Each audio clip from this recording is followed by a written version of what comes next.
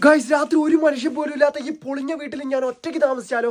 ഇവിടെയാണെങ്കിൽ current connection പോലും ഇല്ല. മുഴുവനായിട്ട് നശിച്ചു കിടക്കുന്ന ഒരു വീടാണിത്. രാത്രി ആയി കഴിഞ്ഞാൽ വന്യമൃഗങ്ങളൊക്കെ ഇവിടേക്ക് ഇറങ്ങി വരാറുണ്ട്. ഈ വീട്ടിന്റെ ഉള്ളിലെ ഇപ്പോഴത്തെ സ്ഥിതി എന്താണെന്ന് ഞാൻ കാണിച്ചു തരാം. മേൽക്കൂരയെല്ലാം പൊളിഞ്ഞ് തരിപ്പണമായിട്ട് കിടക്കുകയാണ്. പാമ്പുകളും മറ്റു ജീവികളും ഇതിന്റെ ഉള്ളിൽ ഉണ്ടാവാം. എന്നാൽ ഇവിടെ പേടിക്കാനുള്ളത് ഇതൊന്നുമല്ല. ഈ പൊളിഞ്ഞു കിടക്കുന്ന വീടിന്റെ ബാക്കിലായി ശൂന്യമായി കിടക്കുന്ന പറമ്പാണ്. വീടിന്റെ ഉള്ളിലൂടെ ഞാൻ ബാക്കിലേക്ക് എത്തി. അവിടെ എന്തൊക്കെയോ മൃഗങ്ങൾ നടക്കുന്നതിന്റെ ശബ്ദം കേൾക്കുന്നുണ്ട്. ഞാൻ മെല്ലെ ടോർച്ചടിച്ച് നോക്കിയപ്പോൾ കുറ്റിക്കാടിനുള്ളിലായി തിളങ്ങുന്ന കുറച്ച് കണ്ണുകൾ നമുക്ക് കാണാനായി സാധിച്ചു. രാത്രി ആയി കഴിഞ്ഞാൽ ആനയടക്കം മറ്റൊരുപാട് മൃഗങ്ങൾ നമ്മുടെ പറമ്പിലേക്ക് ഇറങ്ങി വരാറുണ്ട്. എന്നാലും ആ തിളങ്ങുന്ന കണ്ണുകൾ എന്താണെന്ന് നോക്കാൻ ഞാൻ മുന്നോട്ട് പോയില്ല. കാരണം അത് കുറച്ചു കഴിയുമ്പോൾ താഴേക്ക് ഇറങ്ങി വരാൻ സാധ്യതയുള്ളതിനാൽ ഞാൻ തിരിഞ്ഞ് വീടിന്റെ ഉള്ളിലേക്ക് തന്നെ നടന്നു. ഈ വീടിന്റെ ചുമരുകളെല്ലാം പൊളിഞ്ഞു കിടക്കുന്നതിനാൽ മരപ്പട്ടികളും മാനുകളും എല്ലാം വീട്ടിന്റെ ഉള്ളിലേക്ക് കയറി വരാറുണ്ട്. ഒരു സമയത്ത് പുലിയെ വരെ നമ്മുടെ പറമ്പിൽ നിന്ന് കാണാനായിട്ട് നമുക്ക് സാധിച്ചിട്ടുണ്ട്. വീടിന്റെ പുറത്തായി ഒരുപാട് പൊത്തുകളും ഇവിടെ കുറെ വള്ളികളുടെ കൂട്ടത്തിൽ കാണുന്നത് പാമ്പിന്റെ പടമാണ്. ഇവിടെ നമ്മുടെ പറമ്പിലേക്ക് സ്ഥിരമായി ഇറങ്ങി വരുന്ന രണ്ടു മരപ്പട്ടികളും നമ്മളെ നോക്കിയിരിപ്പുണ്ട്.